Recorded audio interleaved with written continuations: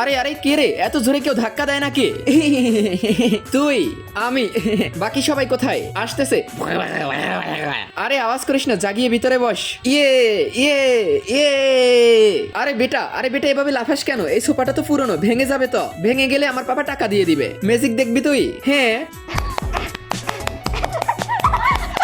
আরে আমার নতুন কাপ সেট গুলোকে কি করে ফেললি? আমি কিছুই করিনি, আমি কিছুই জানি না। তুই তালি কেন বাজিয়েছিস?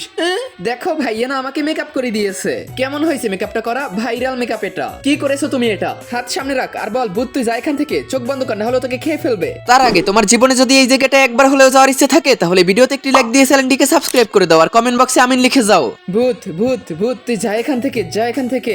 ভূত তুই যা এখান থেকে।